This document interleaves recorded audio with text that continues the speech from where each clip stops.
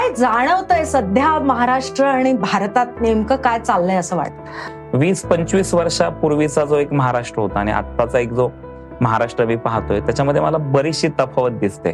प्रत्येक माणूस जी जीव घेणे धावपळ करतोय ना ती कुठेतरी मनाला खटकते. निकी तांबोळे हो बरोबर. हो. सो तिच्याबद्दल आम्हाला सांगा ना. टिश्यू पडलेला असेल तो का पडला, तिथेच का ठेवला, तो उचललाच का नाही, घर साफ करण्याची ड्युटी कोणाची होती, मग ती घर साफ करण्याची ज्याची होती त्यांनी तो उचलला का नाही. आम्ही विनोदाने बोलत असतो की कसा आहे हा माणूस, तर माझी माडी माझी गाडी माझ्या बायकोची गोलगोल साडी. तिच्यामुळे मजा आली, पण ती शो मध्ये तशी आहे. पण तिच्या जीवनामध्ये इतके अप अँड डाऊन्स आहेत ना, त्यामुळे ती इमोशनल पण आहे. माऊली या शब्दाचा अर्थ सांगताना मी नेहमीच सांगत असतो, मा म्हणजे मानवता, उ म्हणजे उदारता आणि ली म्हणजे लीनता. मानवता, उदारता, लीनता म्हणजे माऊली. आणि माऊली याच शब्दाकडे आपण आई म्हणून पाहतो.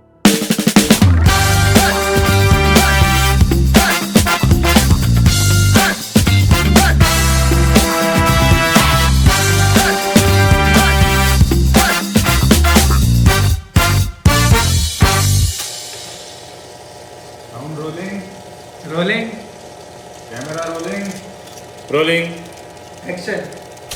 नमस्कार मंडळी, मी रीमा सदाशिव अमरापूरकर मुक्काम पोस्ट मनोरंजनच्या या भागामध्ये तुमचं सगळ्यांचं मनापासून स्वागत करते. मनोरंजनाचा जर आपण इतिहास बघितला ना तर आपल्याकडे मनोरंजन हे पूर्वापार चालत आलेलं आहे. ओके. पण पूर्वी ते देवळात व्हायचं. कीर्तन, भजन, प्रवचन, विवेचन, अभंगांचं अशा पद्धतीने ते चालत आलं. आणि आता ऑफकोर्स जसं मीडियम डेव्हलप झाले तसं सगळीकडेच आपल्याला मनोरंजन मिळतं, नाही का.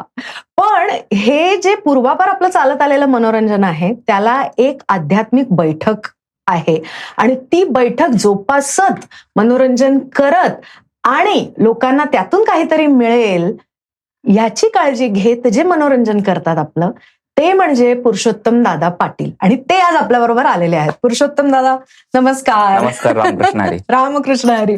काय म्हणताय, आळंदीहून पुण्याचा प्रवास कसा झाला? मस्त प्रवास तर चालूच आहे. रात्री बाहेर होतो, आज इकडे रात्री श्रीगोंद्याला होतो. हो आज अच्छा इकडे आलो. अच्छा अच्छा. बर. मग दादा मला सांगा की तुम्ही एवढा प्रवास करता, एवढं महाराष्ट्रभर आणि भारतभर तुमचं फिरणं होतं, तर काय जाणवतंय सध्या महाराष्ट्र आणि भारतात नेमकं काय चाललंय असं वाटतं? पाहतोय मी थोडस सजगतेनेच मी वावरत असतो. मी माझ्या आजोबांबरोबर खूप फिरायचो. आजोबा माझे कीर्तनकार होते, तर आजोबांच्या सोबत कीर्तनाच्या निमित्ताने जायचो. मग कीर्तनाची आवड तयार झाली, मग मी पखवाज वाजवायला लागलो. त्यांच्या कीर्तनात पखवाज वाजवत होतो. एक 20-25 वर्षापूर्वीचा जो एक महाराष्ट्र होता आणि आत्ताचा एक जो महाराष्ट्र मी पाहतोय त्याच्यामध्ये मला बरीचशी तफावत दिसते. एक 20-25 वर्षापूर्वी लोकांचं राहणीमान म्हणजे अगदी फक्त मूलभूत गरजा पूर्ण करण्याकडे कल होता. बरोबर. अन्न, वस्त्र, निवारा ह्या ज्या काही आपल्या मूलभूत गरजा आहेत त्या मूलभूत गरजा म्हणजे पोटाला अन्न असेल, मग ती चटणी भाकर असेल, समाधानी होते. राहिला निवारा असेल, मग अगदी साधं घर असलं तरी समाधानी होते. अंगावर कापड असलं, ते फारसं असं ब्रँडेड असलं पाहिजे असं काही नव्हतं, ते समाधानी होते. आता काय झालंय, आता अवास्तव गरजा वाढल्यात आणि त्या अवास्तव गरजांची पूर्तता करण्यासाठी प्रत्येक माणूस जी जीव घेणे धावपळ करतोय ना ती कुठेतरी मनाला खटकते. बरोबर बरोबर. पण मग तुम्ही तुमचा एवढा अभ्यास आहे सर्व अभंगांचा, ज्ञानेश्वरीचा, सगळ्या याचा, तर जेव्हा हे असं चाललेलं असतं आपल्या आजूबाजूला आणि ते आपल्याला अस्वस्थ करत असतं की अरे ही माणसं अशी का धावत आहेत, तेव्हा तुम्ही स्वतःला काय सांगता?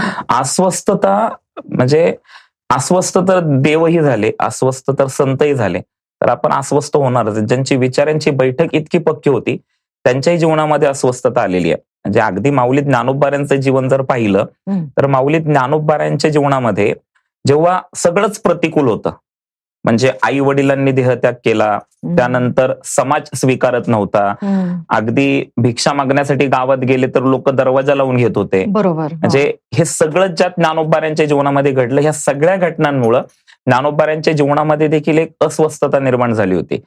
ज्ञानोबाऱ्या ती अस्वस्थता व्यक्त करू शकत नव्हते. कोणाजवळ व्यक्त करणार? मोठ्या भावाजवळ व्यक्त करणार, लहान भावाजवळ व्यक्त करणार, जिला अजून पूर्णतः समजही नाहीये अशा मुक्तीजवळ कोणाजवळ व्यक्त करणार?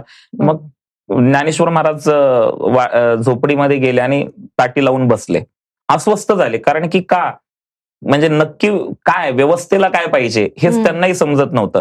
पण त्यावेळेस एक लहान बहीण माऊली ज्ञानोबारायांच्यासाठी ताटी उघडा म्हणून उपदेश करते की हे सगळं असंच होत राहणार आहे.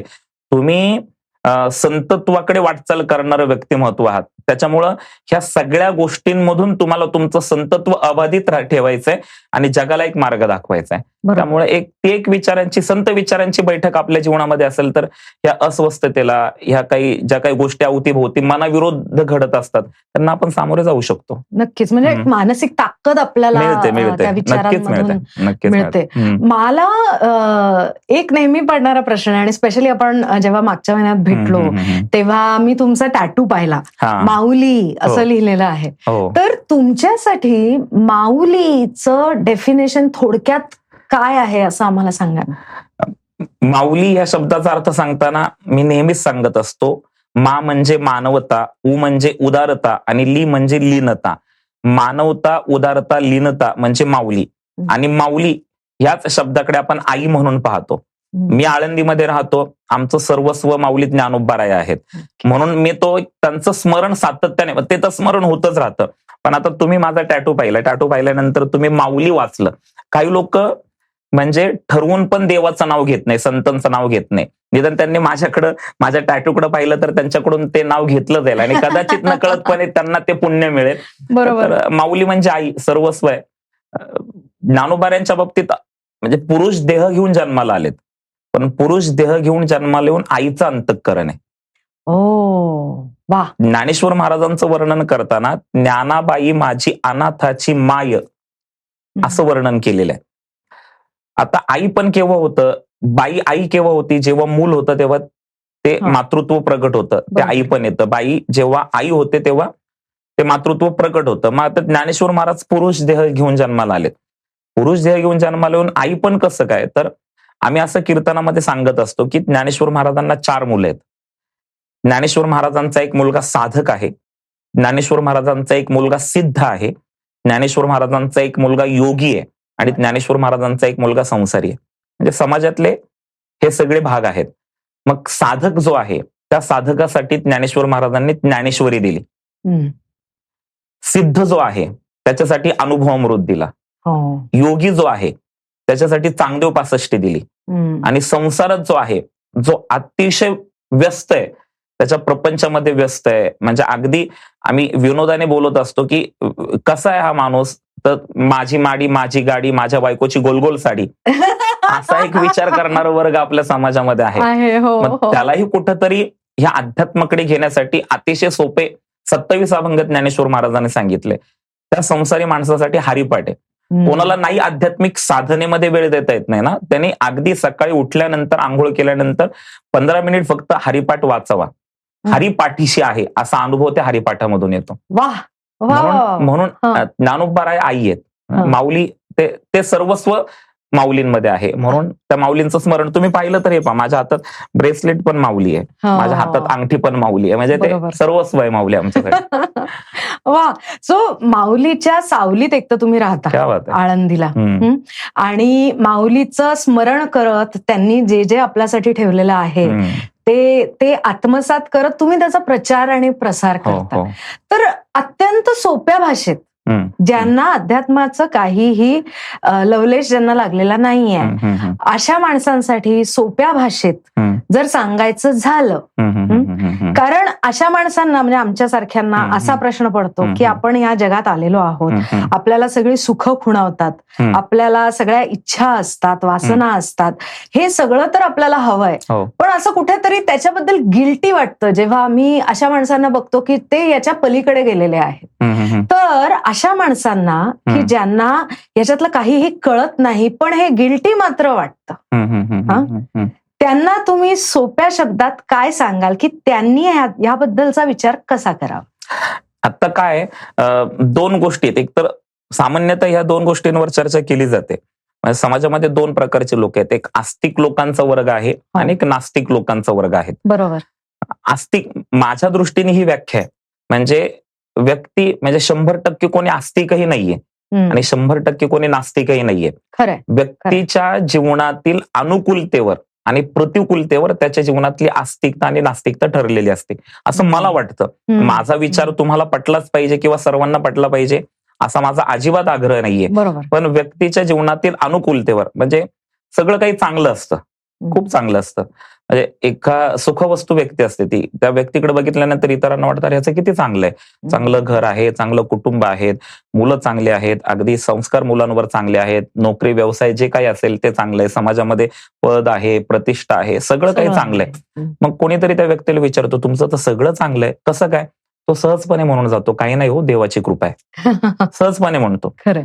जेव्हा तो देवाची कृपा आहे असं म्हणतो तेव्हा तुम्ही त्याला काय बोलाल? आस्तिक बोलाल का नास्तिक बोलाल? आस्तिक बोलाल. अर्थात. पण काही दिवसानंतर वारं उलट वाहू लागतं. जीवनामध्ये चढ उतार आहेत, जीवनामध्ये अनुकूलता प्रतिकूलता अप अँड डाऊन्स आहेत, ह्या सगळ्या गोष्टी तसे ते उताराचं वारं वाहू लागतं. अचानक प्रतिकूलता येते. खूप काही गोष्टी अशा घडतात की ज्या घडायला नव्हत्या पाहिजेत असं वाटतं पण त्या घडतात. बरोबर. आणि खूप त्या व्यक्तीच्या जीवनामध्ये अडचणी वाढतात. मग कोणीतरी परत विचारतं का हो, तुमचं तर सगळं चांगलं चाललं होतं, अचानक असं काय झालं? तो म्हणतो काय माझं मला समजत नाही, असं कसं काय झालं? एवढ्या अडचणी माझ्या जीवनामध्ये येतील असा मी विचार पण केला नव्हता, पण त्या आल्यात. आणि ह्या सगळ्या अडचणी संपवाव्यात म्हणून तुम्हाला तर माहिती माझा देवावर किती विश्वास होता. मी देवाचं पण इतकं केलं पण काहीही फरक पडला नाही. आणि तुम्हाला एक सांगू का, देव वगैरे काहीही नसतो. आता एका वेळेस तो असं बोलतो की देवाची कृपा आहे, हो. तेव्हा त्याला तुम्ही आस्तिक म्हणताय. पण एक क्षण असा येतो की तो देवाची कृपा ना करतो, मग तुम्ही त्याला काय बोलाल? नास्तिक बोलाल ना. म्हणजे व्यक्तीच्या अनुकूलतेवर आणि प्रतिकूलतेवर त्याच्या जीवनातली आस्तिकता आणि नास्तिकता ठरलेली असते. म्हणून हा जो मनामध्ये गिल्ट येत असतो ना माणसांच्या, की आता आज एकादशी बघा, आज आपण जो काही काय मुहूर्त जुळून आला, एकादशी आहे, तर एकादशीला आम्ही वारकरी लोक उपवास करतो, म्हणजे फलाहार घेतो किंवा काही उपवासाचं जे काही असेल ते घेतो. पण आज मी एकादशी करतो, मी वारकरी संप्रदायाचा तो दंडकच आहे. पण आजच अनेक लोक म्हणजे आज मार्गशीर्ष महिन्यातलं गुरुवारी म्हणून कदाचित कोणी काही करत नसेल, पण आज नॉनव्हेज कडे पण जाणारे लोक आहेत. पण त्यांना गिल्ट तो नाहीये, त्यांची ते एक लाईफस्टाईल झालेली आहे. पण मला असं वाटतं की तो गिल्ट ज्याला ठेवायचा असतो तो ठेवतो, ज्याला नाही ठेवायचा तो ठेवतो. आणि आमची आग्रही भूमिका अजिबात नसते. वारकरी संप्रदाय तर अजिबात आग्रही भूमिका नाहीये. पण जेव्हा तुम्ही वारकरी संप्रदायाचे पाईक होता तेव्हा काही काही एक आचार प्रणाली किंवा साधारण प्रणाली स्वीकारली ना की तो गिल्ट मनामधून निघून जात असतो. बरोबर. असं आहे. बऱ्याच गोष्टीत आता पाप पुण्याच्या व्याख्या व्यक्ती परत्वे बदलतात. नक्कीच. ज्याला मी पाप म्हणतो त्याला तुम्ही पाप बोलाल असं नाहीये, आणि ज्याला मी पुण्य बोलतो त्याला तुम्ही पुण्य बोलाल असं काही नाहीये. त्याच्यासाठी तुम्हाला काही आध्यात्मिक साधनेकडे यावं लागेल. त्या साधनेतून सगळ्या व्याख्या स्पष्ट होत जातात. बरोबर बरोबर बरोबर बरोबर.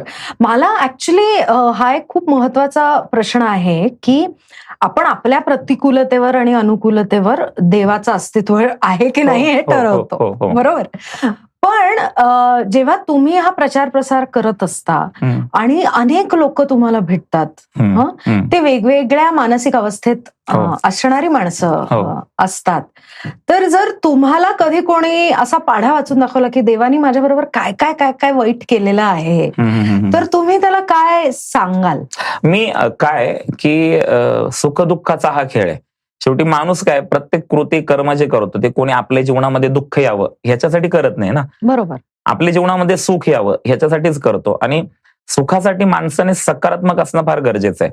मग हे जे देवाचे अवतार सांगितलेत, म्हणजे देवाचे अवतार सांगताना माऊली ज्ञानोबारांचा एक चरण अभंग, त्याच्यातलं एक चरण आहे, अनंत रूपे अनंत वेशे देखिले मैं त्यासी बाप रुक्मा देवी वरुखून बाणेली कैसी. माऊलींचं हे चरण आहे. देवाच्या अवतारांचा विचार करत असताना श्रीमद भागवतामध्ये भगवंताचे 24 अवतार सांगितलेले आहेत.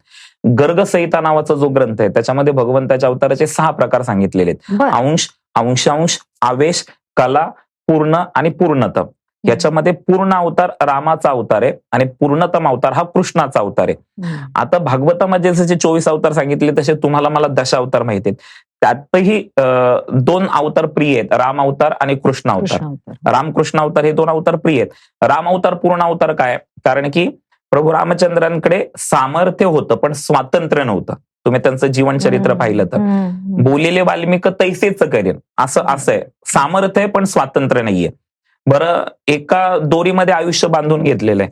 हे जे भगवंताचे राम अवतार कृष्ण अवतार आहेत ना, हे आपल्या माणसांच्या जीवनातले आदर्श आहेत. रामाच्या जीवनामध्ये आपण आपल्या दुःखाचा पाडा वाचत असतो. आपल्याला आपलं दुःख मोठं वाटत असतं. पण मी नेहमी सांगतो, आपलं दुःख छोटं वाटावं ज्याच्यासाठी इतरांच्या जीवनातलं दुःख पाहिलं पाहिजे. दुनिया में कितने गम है, मेरा गम कितना कम है, हे कधी कळेल जेव्हा आपण उघड्या डोळ्यांनी दुसऱ्यांच्या जीवनातलं दुःख, मग आपलं दुःख कमी वाटावं याच्यासाठी सर्वसामान्यांच्या जीवनातलं दुःख पाहूच नका ना. ज्यांनी हे जगत निर्माण केलं त्या देवाच्या जीवनात दुःख पहा. ज्या दिवशी राज्याभिषेक आहे त्या दिवशी भगवंताला वल्कल धरून वनवासाला निघावं लागतंय. याच्यापेक्षा काय दुःख आहे बरं. तो 14 वर्षाचा वनवास आहे. भगवान श्रीकृष्णाच्या अवताराचा जर आपण विचार केला तर भगवंत जन्माला येण्याच्या अगोदर कंसाने 6 मुलं मारलेली आहेत. 7वा गर्भ योग मायेने काढून रोहिणीच्या उदरामध्ये घातलेला आहे आणि भगवंत जन्माला आलेत. बरं, भगवंताचा जन्म हा राजगृहामध्ये नाहीये, कारागृहामध्ये. मग देवाच्या जीवनात जर एवढी दुःख आहेत तर मग तुम्ही का तुमच्या दुःखाचा पाडा वाचताय? म्हणजे सांगा कसं जगायचं, कणत कणत की गाणं म्हणत? गाणं म्हणतच जगलं पाहिजे. अशी काय उदाहरणं आम्ही देत असतो. राईट. ओके. मला अजून एक खूप इंटरेस्टिंग हे वाटतात. तर तुम्ही म्हणालात की आम्ही वारकरी संप्रदायात आपण कोणावर दुसऱ्यावर हे ठेवत नाही की तू असंच वागलं पाहिजे किंवा हेच केलं पाहिजे. तर मला ना हे फार मजेशीर वाटलं होतं जेव्हा तुम्ही बिग बॉसच्या घरात गेला होता आणि it was such a big thing की आज बिग बॉसच्या घरामध्ये एक वारकरी संप्रदायाचं रिप्रेझेंटेशन होत आहे. नाहीतर बिग बॉसच्या घरामध्ये जे काही चालतं ते आपल्या सगळ्यांनाच माहिती आहे. त्याच्यामध्ये हे जाणं, तुम्ही जाणं आणि त्याच्यामध्ये तुम्ही असणं, तर वारकरी संप्रदाय जो आहे आणि जो समाज आहे पूर्ण, त्याच्याकडून टीका सोसावी लागली का त्याबद्दल? हो, काही प्रमाणात. फारसं प्रमाण नव्हतं त्याचं, अगदी 1-2% होतं. कारण असं होतं की तुम्ही अगोदर काय आहात हे पाहिलं जातं. म्हणजे मी आळंदीमध्ये अमृतनाथ स्वामी महाराज संस्था आहे, तिथे मी संपूर्ण व्यवस्था पाहतो की जी परंपरा आम्हाला शांतीब्रह्म एकनाथ महाराजांकडून आलेली आहे. माझ्या अगोदरचेच काही व्हिडिओ जर पाहिले तुम्ही, आणि आमच्या संस्थेशी हजारो लोक जोडली गेलेली आहेत, संप्रदाय म्हणून एक जोडली गेलेली आहेत. तर त्या लोकांचा विश्वास माझ्यावर आहे की दादा जे करतील ते काहीतरी त्याच्यामध्ये चांगल्याच गोष्टीसाठी करतील. हा विचार केला होता की बॅग बसेल, कदाचित बसेल, कारण की मी प्रत्येक व्यक्तीला समजावून सांगू शकत नाही की मी का तिकडे गेलोय, बिग बॉसच्या घरामध्ये का गेलोय. आणि मला असं वाटतं की पुरुषोत्तम दादा पाटील हे नाव वारकरी संप्रदायामध्ये माहितीये. बरोबर, वारकरी संप्रदायामध्ये हे नाव माहितीये, पण इतरांना हे जर नाव समजावं आणि आपण काय करतोय हे जर कळावं, ह्याच्यासाठी आपल्याला बिग बॉसचा प्लॅटफॉर्म स्वीकारला तर काय हरकत नाही असं मला वाटलं. मग त्यावेळेस मी आमचे जे काही ज्यांचं मी मार्गदर्शन माझ्या आयुष्यामध्ये घेत असतो, मी त्यांना विचारलं मी काय करू. ते म्हणले, हे पहा, तुम्ही जे ठरवलं असेल तर तुम्ही ते करा, पण हे करत असताना तुमच्या परिवाराला पहिलं विचारा, कारण की परिवार तुमच्या सोबत असणं फार गरजेचं आहे. तर मग मी माझ्या आई वडिलांना, माझ्या पत्नीला विचारलं, ती म्हणली तुम्ही जा, कारण की सगळं जग जरी विरोधात केलं तरी असे काही आपले लोक असतात की जे नेहमी आपल्यासोबत ठामपणे राहत असतात. आणि मला असं वाटतं की काही गोष्टींसाठी ते काही रिस्क घेणं गरजेचं असतं. म्हणजे मी नेहमी या उद्देशाने, लोक म्हणतात चांगल्याची संगत करा, चांगल्याची संगत करा. मला विचारलं तर मी म्हणतो वाईट लोकांची संगत करा. तुम्ही चांगले असाल तर तुम्ही वाईट लोकांची संगत करा, पण वाईट लोकांची संगत करत असताना तुमच्या चांगुलपणावर तुमचा इतका विश्वास पाहिजे की आपण वाईटाच्या संगतीत गेल्यानंतर त्यांच्यासारखे वाईट होणार नाही, तर त्यांना आपल्यासारखे चांगलं करू. वाईटांच्या संगतीतच लोक राहणार नाही तर ते सुधारणार कधी ना. आपण चांगल्या लोकांनी त्यांच्या संगतीमध्ये राहिलं पाहिजे. तर मला असं वाटतं, तुम्ही जर, माझा बिग बॉसची जर्नी शॉर्ट जर्नी होती पण स्वीट जर्नी होती. म्हणजे मी घरात गेलो तेव्हाही माझे प्रतिस्पर्धी होते, मी काही तिथं मित्र म्हणून गेलो नव्हतो, स्पर्धक म्हणून गेलो होतो. माझे प्रतिस्पर्धी जे होते त्यांनी माझा एकंदर वेश पाहिल्यानंतर त्यांनी माझं दर्शन घेतलं की बाबा हे वारकरी संप्रदायाला तिकडे घेऊन आलेले आहेत. आणि निघताना पण तुम्ही पाहिलं असेल की सर्वांनी माझं दर्शन घेतलं. तर मला वाटतं मी त्या 7 दिवसामध्ये माझी काही तत्व, त्या तत्वांना कोणत्याही प्रकारचा तडा न जाता तिथे राहिलो. टीका म्हणून कमी झाली माझ्यावर, ह्या सगळ्या गोष्टींमुळे टीका कमी झाली माझ्यावर. करेक्ट. टीका होणारच, इकडे काय देवालाही लोक नावं ठेवतात, आपण सामान्य माणसं आहेत असं. बरोबर. पण शिकायला काय मिळालं? शिकायला म्हणजे खूप काही तिथे शिकण्यासारखं. एक तर त्या घरात राहणंच भयंकर टफ आहे. म्हणजे जेव्हा ही सगळी जर्नी चालू झाली तेव्हा आम्हाला एक सीझन पाहायला सांगितला होता. बर. तो आम्ही सीझन पाहत होतो. माझ्या व्यस्ततेमध्ये तो मी पाहत होतो. ते 1 तासाचं सीझन, दररोज 1-2 एपिसोड मी हो. पाहायचो. मला वाटायचं खूप सोपं आहे, राहू आपण तिकडे. पण ज्या दिवशी आम्ही घरात गेलो, ते डोळ्यावर पट्टी बांधून गेलो, तर आतमध्ये गेल्यानंतर ते सगळंच वेगळं होतं. बरं, जी लोक माझ्यासोबत होती त्यांना मी ओळखत होतो. हे प्रत्येक क्षेत्रामध्ये वेगवेगळ्या, म्हणजे वर्षाताईंसारखे असतील, पॅडीदादांसारखे असतील, त्याच्यामध्ये इरिना होती, ती तर ती वेगळीच होती. म्हणजे वेगळीच होती. हो, अगदी. मग सगळं गोंधळून गेलो मी तिथे गेल्यानंतर. बरं, पाहिलं तर आभाळ पण दिसत नाहीये, ऊन वारा पाऊस काय आपल्याला कळत नाही, सकाळ दुपार संध्याकाळ रात्र काही कळत नाहीये. पण खूप गोष्टी शिकण्यासारख्या आहेत. म्हणजे एक मला जसं मला कळतंय तसं मी कम्फर्टमध्ये राहिलो. म्हणजे एकदम माझ्या आजी आजोबांनी, माझ्या आई वडिलांनी मला खूप व्यवस्थित ठेवलेलं आहे. कशाची अशी झळ नाही लागून दिलेली. परत तिथे तर स्वतःची कामं स्वतःलाच करायची आहेत.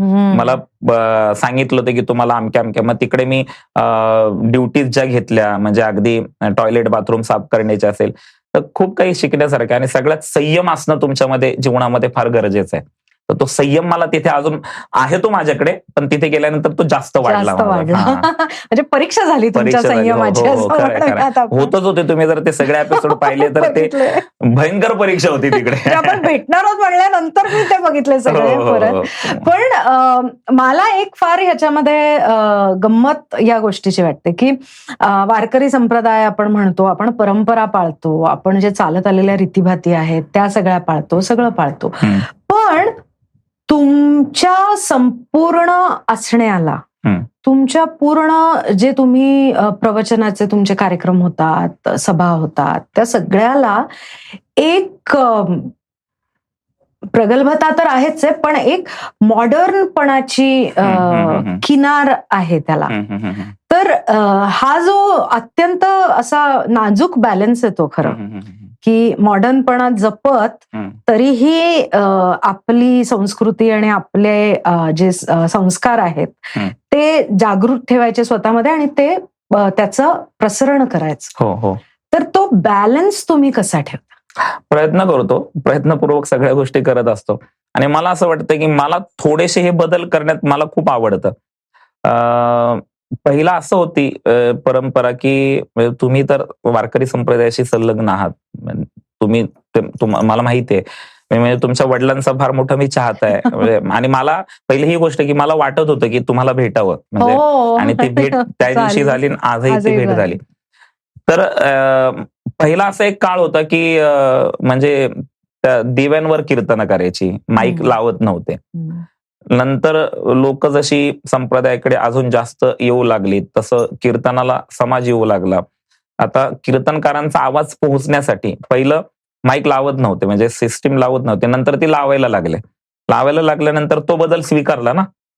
काही लोक अशी होती की तो बदल स्वीकारत नव्हती. आजही अशा काही परंपरा आहेत की ज्या अजूनही कीर्तनामध्ये माईक लावले जातात. हजारो लोक त्यांच्या समोर बसलेले असतात, पण तुमचा आवाज शेवटच्या माणसापर्यंत पोहोचणार नाही. मग शेवटच्या माणसापर्यंत पोहोचण्यासाठी संप्रदायामध्ये पहिलं माईक वगैरे लावला नव्हता, घेतला जात नव्हता, पण तो घेतला गेला, बदल स्वीकारला. त्याच्यामुळे काय झालं, शेवटच्या लोकांपर्यंत आवाज जाऊ लागला, अजून कीर्तनाची गर्दी वाढली. मला असं वाटतं की हे जे आपले नेहमी असंच होतं की कीर्तन प्रवचन म्हटलं की एका ठराविक वयोगटातलीच लोक तुम्हाला दिसतात पहा. हो, आजही तीच परिस्थिती आहे. ठराविक वयोगटातलीच लोक तुम्हाला त्या कीर्तनाला आलेले दिसतील. म्हणजे अगदी 20-25 मुलगा किंवा मुलगी कीर्तनाला नाही दिसत. 40च्या नंतरचे, म्हणजे अगोदर 60च्या नंतरची होती, आता जरा स्ट्रेस लेवल फारच, मग कुठंतरी आता ऐकतात की जाऊन कीर्तनाला बसलं पाहिजे, मग तो स्ट्रेसलेस आपण होतो, म्हणून तेवढंच आता 40-50 मधली लोक आलेली आहेत. आम्ही विनोदाने सांगत असतो की माऊली ज्ञानोबांनी जी ज्ञानेश्वरी 16व्या वर्षी लिहिली ती वाचण्यासाठी माणसांना 61 वर्षाचं व्हावं लागतं.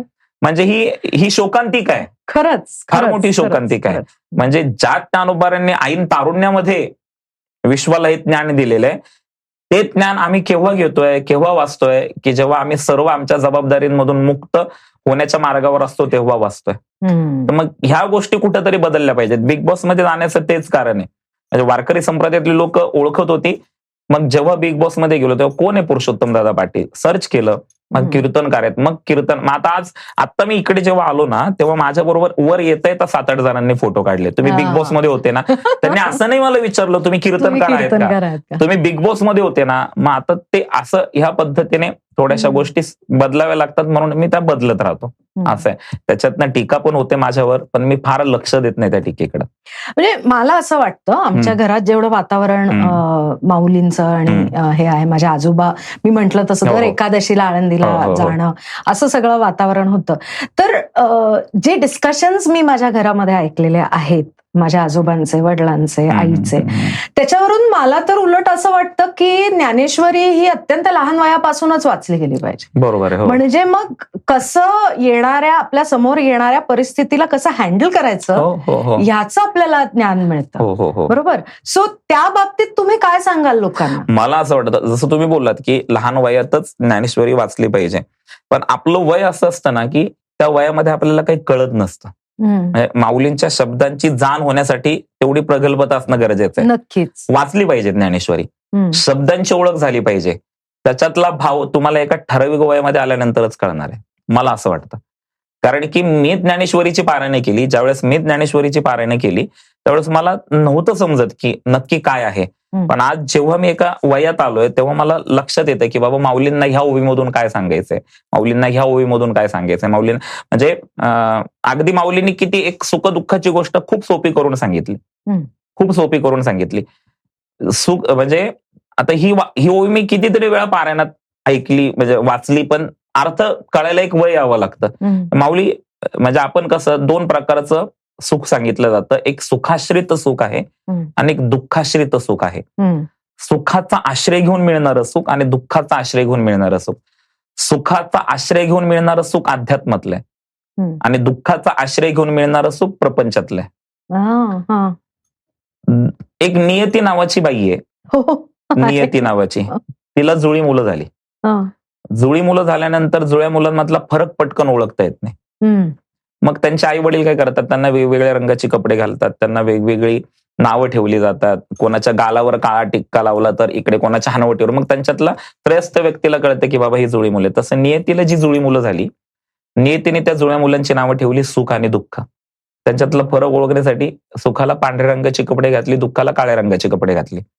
आणि थोडस जरा मोठी झाली, घरात गडबड गोंधळ करू लागली, नियती म्हणली आता तुम्ही घराच्या बाहेर जाऊन खेळा. घराच्या बाहेर आपण सगळे होतो, आपण सुख दुःखाला पाहिलं, सुख दुःखाने आपल्याला पाहिलं, आपली ओळख झाली आणि आपण एकमेकांसोबत खेळायला लागलो. आणि काही वेळानंतर असं झालं की आपण फक्त सुखासोबतच खेळायला लागलो. ते दुःख आपल्याकडे आलं, त्याने विचारलं तुम्ही आमच्याशी का खेळत नाही, तेव्हा आपण उत्तर दिलं आम्हाला तुझ्याशी खेळायचं आणि आम्हाला फक्त सुखाशीच खेळायचंय. त्या दिवशी त्या दुःखाला दुःख झालं, म्हणजे जे दुःख तुम्हाला मला दुःख देतं त्या दिवशी त्या दुःखाला दुःख झालं आणि ते दुःख रडायला लागलं. म्हणजे जे दुःख तुम्हाला मला रडवतं त्या दिवशी ते दुःख रडत रडत आईकडे गेलं आणि आईला म्हटलं बघ आई, सगळे सुखाशीच खेळत आहेत, माझ्याशी कोणी खेळत नाही. का माझ्याशी कोणी खेळत नाही? तेव्हा नियतीने उत्तर दिलं बाळा तुझं प्रारब्धच तसं आहे. मग दुःख म्हटलं आई कोणी माझ्यासोबत खेळत नाही, तर तू माझी आई आहेस, तू खेळ ना माझ्यासोबत. नियती बोलली मला पण तुझ्यासोबत खेळायला भीती वाटते. म्हणजे ते दुःख किती झालं असेल. जन्मदा ती आई म्हणते की मला तुझ्याशी खेळायला भीती वाटते. मग ते रडायला लागलं. शेवटी ते आई म्हणली बाळा काळजी करू नको, मी अशी युक्ती करते की सगळं जग फक्त तुझ्यासोबतच खेळेल. मग दुःख घरामध्ये ठेवून नियती घराच्या बाहेर आली. आपण कोणासोबत खेळवतो बाहेर? सुखाशी खेळत होतो. नियतीने सुखाला आवाज दिला. ते सुख आईचा आवाज ऐकल्यानंतर त्याने आपल्याला सोडलं, ही आपलीच गोष्ट आहे, आणि त्या आईकडे गेलं. आईकडे गेल्यानंतर आपणही त्या सुखाच्या पाठीमागे धावू लागलो, कारण की आता आपल्याला त्याची गोडी लागली होती. नियतीने सुखाच्या हातात हात घेतला आणि सुखाला घरामध्ये घेऊन गेली. आपणही नियतीच्या घरात जायला लागलो, पण नियतीने दरवाजा बंद केला होता. मग नियतीने सुख दुःखाला एकमेकांच्या शेजारी उभं केलं. सुखाला पांढऱ्या रंगाची कपडे घातली होती आणि दुःखाला काळ्या रंगाची कपडे घातली होती. नियतीला दुःखाचं दुःख दूर करायचं होतं. हे दिसायला सारखे आहेत हे तुम्ही लक्षात घ्या. मग नियतीने काय युक्ती केली, सुखाची पांढऱ्या रंगाची कपडे काढली आणि दुःखाला घातली आणि दुःखाला सांगितलं आता तू घराच्या बाहेर जा. दुःख सुखाची कपडे घालून घराच्या बाहेर आलं. घराच्या बाहेर आपण सगळे उभे होतो. आपल्याला काय वाटलं कोण आलं, सुख आलं का दुःख आलं? आपल्याला वाटलं सुख आलं, पण ते कोण होतं? दुःख होतं. त्या दुःखाने त्या दिवशी ठरवलं मगाशी माझ्यासोबत खेळत नव्हता ना, आता माझ्यासोबत खेळताय, तुमचा कसा छळ करायचा ते मी पाहतो. आणि त्या दिवसापासून दुःखाने सुखाची कपडे घालून तुम्हाला मला छळायला सुरुवात केली. किती छान गोष्ट ही. माऊली एका ओवीमध्ये सांगतात, जे देशीचा चंद्रू क्षयरोगी जेथ उदय होय असता लागी, दुःख लेवनी सुखाच्या अंगी सळीत जगाते. दुःखाने सुखाचा अंगरखा घातलाय आणि संपूर्ण जगाला छळायला सुरुवात केली. आता ही ओळ मी तुम्हाला पहिल्यांदा सांगितली असती तर अर्थ कळला असता का? नाही. नसता कळला. ही गोष्ट मी सांगितली तेव्हा तुम्हाला तर एक ठराविक वय यावं लागतं की माऊली ज्ञानोबा यांचे शब्द कळण्यासाठी. खरंय खरंय, अगदी पण त्याच्यासाठी सराव असला पाहिजे, त्याच्यासाठी पारायण असलं पाहिजे. म्हणजे माऊलीत महाराष्ट्र म्हणतात भाव धरून या वाचेत ज्ञानेश्वरी कृपा कर हरी तयावरी. आणि मी त्या दिवशी तुमच्याशी बोलताना बोललो की परमार्थ हा श्रद्धेचा विषय, चिकित्सेचा नाहीये. नाहीये. हो. नाहीये. खरंय खरंय. असं आहे. श्रद्धा ही असावीच हो, हो, हो. लागते. पण मग श्रद्धा कोणावर ठेवावी? देवावर ठेवावी, देवत्वावर ठेवावी, देवत्वावर ठेवावी. म्हणजे मी श्रद्धा तुमच्यावरही ठेवतो, मी विश्वास, कारण की मला तुमच्यातलं देवत्व समजलं पाहिजे. बरोबर. सगळ्यात महत्वाचं आहे. माणसं आपण आहोत हो, पण माणसांमध्येच विकार आहेत. खरंय. ते विकार दूर करा. तुका मने देह भरीला विठ्ठले, काम क्रोधे केले घर रेते.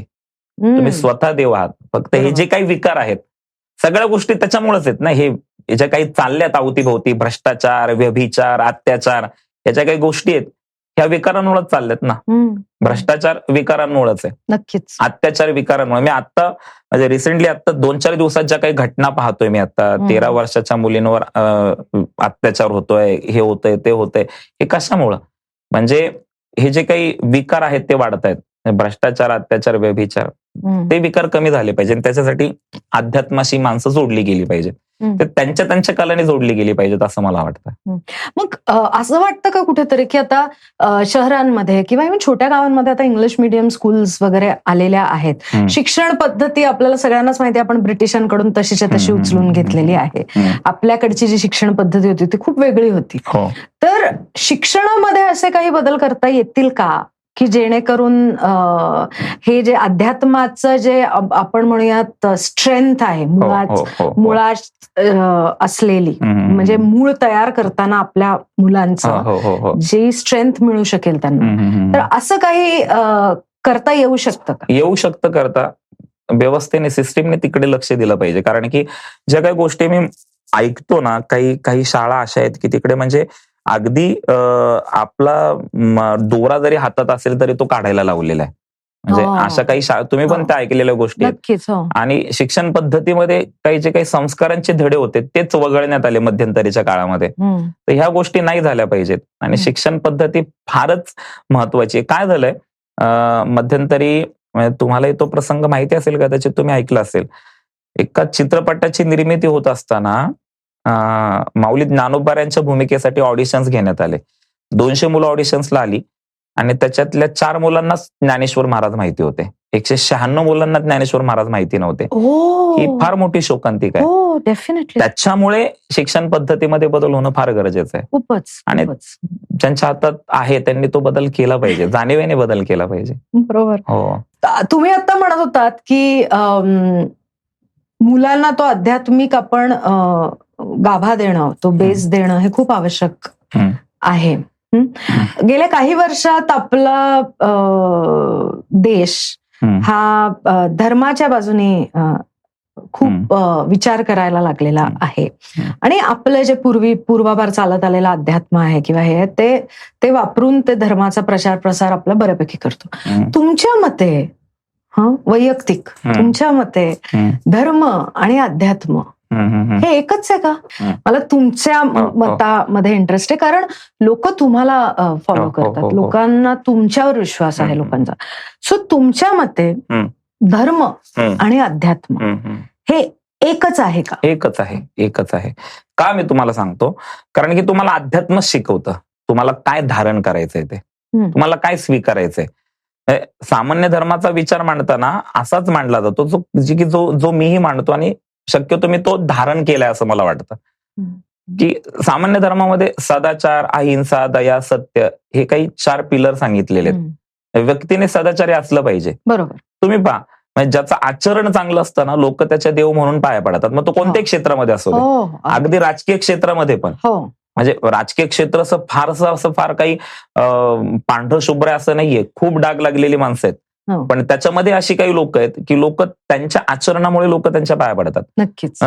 तुमचं आचरण चांगलं असेल तर लोक तुमच्या देव म्हणून पाया पडतात. अरे आचरण बिघडलं तर तीच लोक पायाखाली तोडवतात. आचारो परमो धर्म हा असं सांगितलेलं आहे आपल्या शास्त्रांनी.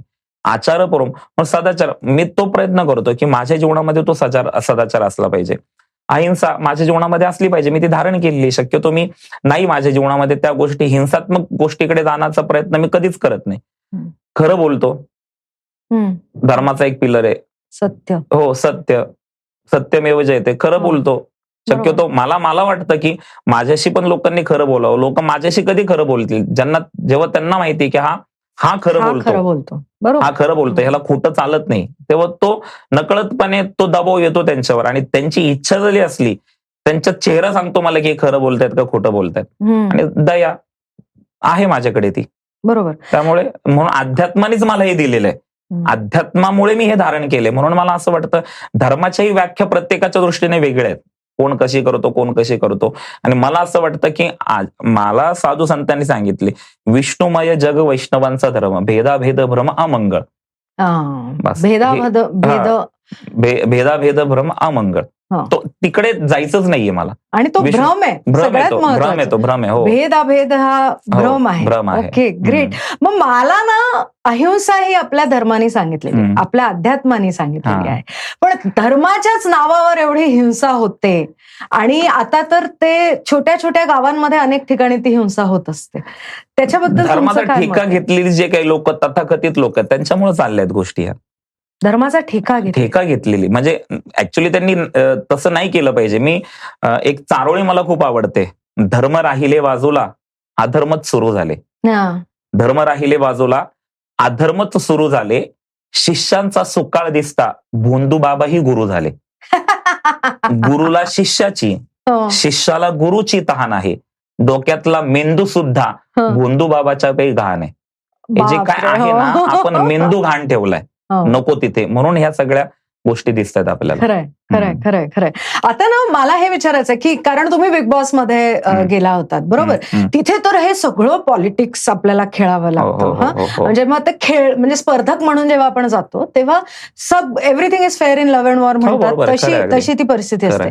तर तिथे जी तुम्हाला माणसं भेटली, त्याच्यातल्या विशेष करून एका व्यक्तीबद्दल सगळ्यांना खूप जास्त क्युरिओसिटी आहे. आणि ती व्यक्ती म्हणजे निकी तांबोळी, बरोबर. सो तुमचं तिच्याशी जे इंटरॅक्शन झालं किंवा तिच्याबद्दल आम्हाला सांगा ना. ती निकीच्या विषयी म्हणजे मी सगळ्यांच्याच विषयी खरंच मला विचारता आहात तुम्ही, तर मी खरंच चांगलं बोलेल. कारण की व्यक्ती म्हणून ते सगळेच खूप चांगले आहेत. तिथे गेम होतं, जसं की आपण म्हणलं की आता युद्धात आणि प्रेमात सगळ्याच गोष्टी त्या असतातच तसं. तर तिला माहिती होतं की त्या शो मध्ये काय करायचंय. कारण की ती हिंदी बिग बॉसचा एक सीझन करून आली होती, टॉप 3 मध्ये होती ती. त्याच्यामुळे तिला माहिती होतं, तिला माहिती होतं की हा शो कसा रन करायचा आहे, हा शो कसा वर्क करेल. तिच्यावर मोठी जबाबदारी होती ती. जेव्हा तिला कास्ट करण्यात आलं तेव्हा तिला माहिती होतं ना की बाबा, आणि मला तर असं वाटतं ती होती म्हणून शोनी एवढा टीआरपी घेतलाय. खरंय. ती पहिली ऍक्टिव्ह झालेली आहे. तिथे आल्यानंतर आम्हाला काहीच नाही, आम्ही म्हणजे एकदम खेळीमेळीच्या वातावरणात. ते तुम्ही पाहिलं असेल की आमचा एक पिकनिक पॉइंट होता तिकडे, की तो एक कोपऱ्यातला गार्डन मधला कोपऱ्यातला एक एरिया होता, की आम्ही सगळे 7-8 जण म्हणजे जी ए टीम आणि बी टीम अशा काही डिवाइड झाल्या होत्या. तर जी बी टीम होती ती पिकनिक पॉइंट म्हणून एका ठिकाणी बसायची, मस्त गप्पा मारायची, मस्त. मग त्याच्यामध्ये जर खरी रंगत आली असेल तर ती निकीमुळं आणि वर्षाताईंमुळं. पहिला वीक ज्या वीक मध्ये मी होतो ना, त्या वीक मध्ये मी पण डोक्याला, कारण की तुम्हाला दिसायचं 1च तास आणि तिकडे बाकीचे 23 तास जे व्हायचं ना, तेव्हा ते सगळं अगदी म्हणजे मला तर काही सुचतच नव्हतं. अरे मी कुठे आलोय, असं झालं काय व्हायचं. म्हणजे म्हणलं हे तर पहिलाच दिवस आहे, दुसराच दिवस आहे. मला तर इथं 99 दिवसाचं मी अग्रीमेंट करून आलोय, आता काय पुढं कसं होईल ह्याच विचारात माझे 2-3 दिवस गेले. कारण की मी निकीच्या बाबतीत बोलायचो, ही टिश्यूचा पण इश्यू करते. म्हणजे एखादा असा टिश्यू पडलेला असेल, तो का पडला, तिथेच का ठेवला, तो उचललाच का नाही, घर साफ करण्याची ड्युटी कोणाची होती, मग ती घर साफ करण्याची ज्याची होती त्यांनी तो उचलला का नाही, मग तो तिथे टाकलाच का. मग हे सगळं असं. आणि ती डायरेक्ट सांगायची, हे मी नाही सांगत, हे बिग बॉसने सांगितलेले, पुढे ते लिहिलेलं आहे ना तिथे म्हणजे हे ठेवलेलं होतं, सगळी सूचना लिहिलेलं ते सगळं. पण तिच्यामुळे मजा आली. पण ती शो मध्ये तशी आहे, पण तिच्या जीवनामध्ये इतके अप अँड डाऊन्स आहेत ना, त्यामुळे ती इमोशनल पण आहे. म्हणजे तुम्ही पाहिलं असेल की तिचं एकदम त्या घरामध्ये एकदम सख्य ज्याच्या बरोबर होतं, तो जेव्हा बाहेर पडला तेव्हा तिचा तो जो टाहो ती त्यांची ती अटॅचमेंट झालेली होती. आणि मला असं वाटतं की ती स्वभावाने खूप चांगली आहे. ती ज्यावेळेस हिंदी बिग बॉस मध्ये होती त्यावेळेस तिच्या आयुष्यामध्ये अशा काही घटना घडल्या, तिचा भाऊ हे जग सोडत, तिने कधीच ह्या गोष्टींचा त्या शो मध्ये सहानुभूतीसाठी कधी वापर केला नाही. जी आम्हाला तिने सांगितल्या गोष्टी घरामध्ये असताना, खास करून माझ्याशी पण ती खूप बोलली. पण तिच्यामुळे शोला गंमत आली. ती असेल, जान्हवी असेल, ह्या तिकडे ऍक्टिव्ह होत्या, प्रॉपर ऍक्टिव्ह होत्या त्या. म्हणजे मजा आली तुम्हाला. मजा आली. मनुष्य स्वभावाचे अनेक प्रकार खूपच प्रकार. वर्षातही एक वेगळा स्वभाव आहे. त्याच्यात डीपी दादा होता. डीपी दादा म्हणजे एकदम हसरा खेळता असं. त्याला काय ते भांडणं वगैरे ह्या गोष्टी त्या लेखी पण नाहीयेत काय. तो एक मस्त होता. पॅडी दादा, जो माझा खूप आवडता अभिनेता आहे, पंढरीनाथ कांबळे. तो त्याच्यासोबत आपल्याला राहता येणार ह्याचा मला आनंद होता. त्याच्यानंतर इरिना, की जी रशियातली आहे पण तिची जी मराठी विषयीची आत्मीयता होती ना, ती मला खूप भावली. मराठी बोलायचं, मराठी करायचं. म्हणजे मी ज्या वेळेस घरामध्ये होतो, आम्ही ज्या वेळेस एकमेकांच्या समोर येईल त्यावेळेस ती मला रामकृष्णारी म्हणायची. आणि विशेष मला तिचं हे वाटलं की एकादशीचा उपवास, एकादशी आली ज्या दिवशी ज्या वेळेस मी घरात होतो त्यावेळेस एकादशी होती, एकादशीचा उपवास तिने केला. ते एक तिचं ते वेगळेपण समोर आलं. त्याच्यानंतर बिग बॉसचा विनर झालेला सूरज, त्याचा तो भोळेपण, त्या जीवनातला तो स्ट्रगल, त्याच्यात आईबाबांचं लहान असतानाचं जाणं. घनश्याम म्हणजे शरीरामध्ये व्यंग आहे त्याच्या, तो दिसायला आहे म्हणजे त्याचं वय वाढलंय पण त्याच्या शरीराची उंची वाढली, पण त्याचा जो हजरजबाबीपणा होता तो एक वेगळा भावला. त्याच्यामध्ये अंकिता होती, की जी अंकिता खूप हुशार आहे, समजूतदार आहे, परिस्थितीची जाणीव असलेली मुलगी आहे.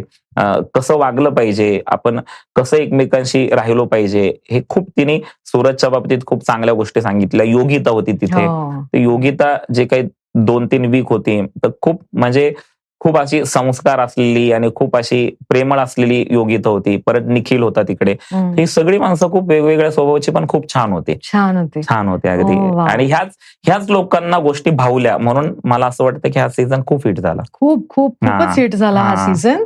आणि सगळ्यात महत्वाचं म्हणजे तुम्ही बिग बॉसच्या घरातून बाहेर आल्यानंतर तुमचा प्रेझेन्स म्हणजे पूर्ण मीडिया मधला प्रेझेन्स एकदम असा शूटअप झाला. हो बरोबर, राईट. म्हणजे तुम्ही असतानाच तो सुरू झाला शूटअप व्हायला आणि मग एकदम म्हणजे ब्लास्ट ऑफ म्हणतात तसा झाला.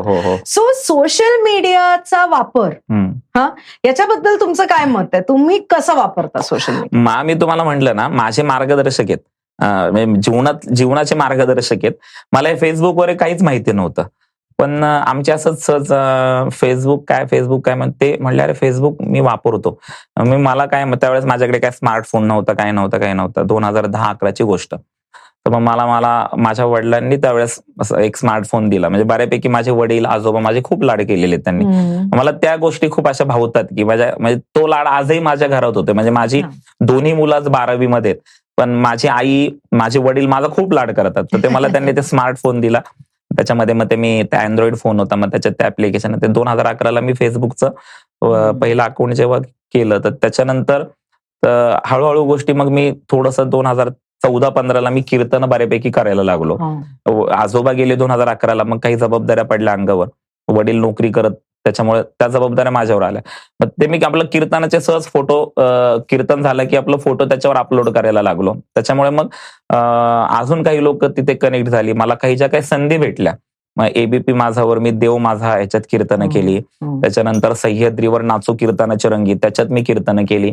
मायबोली नावाचं जे काही चॅनेल आहे त्याच्यामध्ये मी 12-12 मिनिटाचे 170 एपिसोड दिले. तर हे सगळं मला सोशल मीडियामुळेच मिळालं. किंवा मी आता जरी बिग बॉस मध्ये असलो तरी मी मध्यंतरी एक चॅलेंज घेतलं होतं 75 डेजचं शरीराच्या बाबतीतलं, की त्या काही गोष्टी 5 गोष्टी न चुकता त्या करायच्या, त्या मी माझ्या सोशल मीडियावर टाकत होतो. या गोष्टी सगळ्यांनी पाहिल्या आणि त्याच्यामुळे सोशल मीडियामुळे मला तिथे जाता आलं. आणि मला असं वाटतं की जे आपण चांगलं करतो ते आपण टाकूयात तिथे, अजून लोक त्याच्यातून त्यांना वाटेल असं करावं म्हणून ते टाकत असतो असं. ओके. आता मला सांगा, मी हा प्रश्न तुम्हाला आधी पण विचारलेला आहे, पण तेव्हा तो अचानक विचारलेला होता. आता तुम्हाला बहुतेक विचार करायला थोडा वेळ मिळाला असेल की जेवढे केवढे अभंग आहेत तुकोबांचे असतील, नामदेवांचे असतील, जे जे काही अभंग आहेत, हा, त्याच्यातला तुमचा सगळ्यात आवडता अभंग हा कोणता? हा प्रश्नच फार म्हणजे असं काय बोलावं ना, म्हणजे असं की मी त्याही दिवशी सांगितलं की संतांच्या प्रत्येक शब्दावर प्रेम करावं, इतके ते शब्द आहेत. शब्दांवर प्रेम केलं पाहिजे असं मला वाटतं. म्हणजे मी असं सद्गदित होतो. मी वाचायला लागलो ना की मला खूप भारी वाटतं वाचायला. काही काही शब्द कधीतरी ते कळलेले नसतात आणि अचानकपणे त्याचा अर्थ उमगतो ना, तो जो आनंद असतो ना तो खूप भारी असतो. आणि तुम्ही मला तो प्रश्न विचारला त्यावेळेसही मी सांगितलं की म्हणजे तुकोबाऱ्या तर म्हणतात आम्हा घरी त्यांना शब्दांची चरत नाही, आणि माऊली तर म्हणतात साचा आणि मवाळ मितुल्या आणि रसाळा शब्द जैसे कल्लोळ अमृताचे. तर शब्दांमध्ये आपल्याला रमता आलं की प्रत्येक शब्द हा आवडतोच. मग खूप अभंग आहेत असे की मला ते खूप आवडतात. मग ज्ञानेश्वर महाराजांचे आहेत, तुकाराम महाराजांचे आहेत, खूप अभंग आहेत. तू कोणता सांगू असा प्रश्न आहे. प्रत्येक अभंग म्हणजे मी तो एक अभंग सांगितला तर तो माझं कुठंतरी ते अज्ञान दिसेल असं मला वाटतं. त्याच्यामुळे की प्रत्येक अभंग मला प्रिय आहे महाराजांचा, प्रत्येक संतांचा अभंग मला प्रिय आहे, प्रत्येक शब्द प्रिय आहे.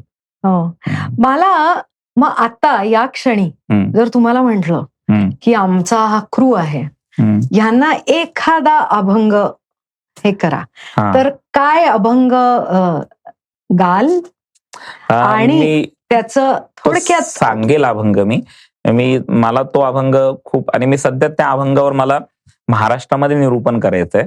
तर मी तो अभंग सर्वांच्या परिचित अभंग आहे, खूप जणांच्या पाठातला अभंग आहे. म्हणजे जेव्हा आपण भजनाचे कार्यक्रम ऐकतो तेव्हा तो शक्यतो भैरवीच्या अगोदर किंवा भैरवीसाठी तो घेतला जातो, किंवा कीर्तनामध्ये देखील तो शेवटी मागणी म्हणून, देवाकडे मागणी मागायची म्हणून घेतला जातो. तर मी ज्याला तुकाराम महाराजांचं पसायदान म्हणून देखील बोललं जातं. ज्ञानेश्वर महाराजांचं जसं पसायदान आहे, पसायदान म्हटलं की आपल्या डोळ्यासमोर आता विश्वात्मके देवे, इथून ह्या ओव्या पुढच्या ज्या ओव्या आहेत त्या आपल्याला समोर येतात. तसं तुकाराम महाराजांचं पसायदान म्हणून जर कोणतं असेल तर तुकाराम महाराजांचा हा अभंग आहे. हेची दान देगा देवा, तुझा विसर न व्हावा, गुण गायनावडी हेची माझी सर्व जोडी, न लगे मुक्ती आणि संपदा, संत संग देई सदा, तुका मने गर्भवासी सुखे घालावे आम्हासी. दान मागितले तुकाराम महाराजांनी देवाकडं की देवा मला द्यायचं असेल तर हेच दान दे की तुझा विसर मला होऊन देऊ नको. प्रश्न पडतो की तुकाराम महाराजांचा देवाला तो प्रश्न पडला जेव्हा आणि तुकाराम महाराजांचं एक वैशिष्ट्य आहे की Tukaram Maharaj as it is present झालेले आहेत. मला असं वाटतं की संतत्वाची किंवा आपल्या सद्गुणांची ही पहिली पायरी असावी की आपल्याला आपण कळलो पाहिजेत. तुकाराम महाराजांचा मला खूप आवडणारा अभंग आहे की तसे अनेक अभंग आहेत, पण हा अभंग एक वेगळी दिशा दाखवतो. देवभक्ताचा समाज सांगितलाय. तुकाराम महाराजांच्या घरी तर 7 पिढ्या अगोदर देव नांदतोय, नांदे तया घरी दैवत पंढरीचे, धन्य पुण्य रूप कैसा झाला संसार. तर तुकाराम महाराजांना देवाने विचारलं, तुकोबा तू आज माझ्या दर्शनासाठी आलायस पण तू नाराज दिसतोयस, काय कारण? तुकाराम महाराज म्हणतात देवा तू ओळखलं बरोबर आहे की मी दुःखी आहे, मी कष्टी आहे, मला त्रास होतोय. का त्रास होतोय? तुकाराम महाराज म्हणतायत माझे मज कळो येती अवगुण, देवा माझे अवगुण मला कळायला लागलेत. तुकाराम महाराजांच्या मध्ये आणि आपल्यामध्ये हाच फरक आहे की तुकाराम महाराजांचे अवगुण दिसत आहेत, आपल्याला आपले अवगुण दिसत नाहीत आणि दुसऱ्याचे दिसल्याशिवाय राहत नाहीत. माझे मज कळो येते अवगुण, काय करू मन अनावर, आता आड उभा आहे नारायणा, दया सिंधुपाना साच करी, वाचा वदे परी करणे कठीण, इंद्रियाधीन झालो देवा, तुका म्हणे तुझा जैसा तैसा दास, न करी उदास माय बापा. समर्पित झालेत. तसं देवा मला तुझा विसर पडून देऊ नको. आणि आजच्या ह्या युगामध्ये आपल्याला देवाचा विसर पडतोच आहे. म्हणजे ती एक आहे, देव पाहिजे का देवाचं पाहिजे? लोकांना देव नकोय, देवाचं पाहिजे. आम्हाला सुख पाहिजे, आम्हाला समृद्धी पाहिजे, आम्हाला आमच्या व्यवसायामध्ये यश पाहिजे, आम्हाला नोकरीमध्ये आहे त्या पोझिशनवरून अजून वरची पोझिशन पाहिजे. ह्या सगळ्या गोष्टी म्हणजे हे कुठे मिळेल तर देवाला शरण, देवा आमचं हे कर, देवा आमचं ते कर, वाढावे संतान गृही व्हावे धनधान्य. मग देवाला नवस पण कधी आहे? जेव्हा दुःखात आहे तेव्हा देवाला नवस आहे. मग आम्हाला देव आठवतच नाही, देवाचं ह्याच्यासाठी देव आम्हाला पाहिजे, पण देव कोणाला पाहिजे? तुकाराम महाराज म्हणतात म्हणजे ते एका बाईनी नवऱ्याने नथनी करून आणून दिली, ती कौतुक करायला लागली तिच्या मैत्रिणीकडे की माझ्या नवऱ्याने मला नथनी करून आणून दिली आहे. कबीरजी तिथून जात होते, कबीरजींना ती गोष्ट खटकली, कबीरजी म्हणतात नथनी दी जिस यारने सुमरण बारंबार नाक दिया जिस यारने उसे भूल गई नार. आपल्याला विसर पडतोय देवा. खरंय खरंय खरंय खरंय अगदी खरंय. म्हणून तुकाराम महाराज म्हणतात देवा तुझा विसर पडून देऊ नको. आणि तुझा विसर न पडून देण्यासाठी मी फक्त तुझ्याकडे एवढं मागणं मागत नाहीये, पण त्याच्यासाठी मीही काहीतरी करेल. काय करेल तर गुण गायन आवडी. तुझ्या गुणांचं गायन करेल. गुण गायन आवडी हेची माझी सर्व जोडी. देव बोलले अजून तुझ्यासाठी काय माग, मुक्ती माग, समृद्धी माग, संपदा माग. न लगे मुक्ती आणि संपदा संत संग देई सदा. सत्पुरुषांचा संतांचा संग दे. आणि आपण चांगल्या सहवासात असू तर सगळ्या गोष्टी चांगल्याच घडतात. नक्कीच. आणि हे जर मला मिळणार असेल तर जो गर्भवास दुःखाचा सांगितलाय तो गर्भवासही मी सोसायला तयार आहे. तुका म्हणे गर्भवासी सुखी घालावे आम्हा. खूप छान अभंग आहे. आणि मी ह्याच्यावर आता मी बिग बॉस मधून घराच्या बाहेर आल्यानंतर पाहू म्हणलं काय होतंय. तर मी थिएटरला हा शो केला अभंग निरूपणाचा, थोडासा वेगळ्या पद्धतीने. तर तो तिकीट लावून केला मी, म्हणजे मला, आणि हाऊसफुल झाला तो एकदम. लोकांना ऐकायचं चांगल्या गोष्टी, म्हणजे लोकांना भेटत नाहीये ते. शहरासारख्या ठिकाणी तर म्हणजे आता ग्रामीण भागामध्ये सप्ताह होतात, शहरासारख्या ठिकाणी ते होत नाहीत. म्हणून हा एक नवीन प्रयोग चालू केलाय की जो आता मी ह्या जानेवारीपासून संपूर्ण महाराष्ट्रामध्ये तो दौरा करेल अभंग निरूपणाचा. आणि त्या कार्यक्रमाचंच नाव आहे हेची दान देगा देवा, निरूपण अभंगाचे सार्थक जीवनाचे. वाह, मस्त मस्त मस्त मस्त. म्हणजे मी परत जे म्हटले ते की you are moving with the modern times. आता हे परत म्हणजे जसं स्टोरी टेलिंग आहे, स्टँडअप कॉमेडी आहे, तसं हे का नाही आणायचं आपण. खरंय, त्यामुळे ते करतोय मी आता. Yes, great great, fantastic. आणि तुम्ही आमच्याशी एवढ्या गप्पा मारल्या त्याच्यासाठी धन्यवाद म्हणू का? धन्यवाद. खूप छान वाटलं, मला पण खूप छान वाटलं. Thank you so much.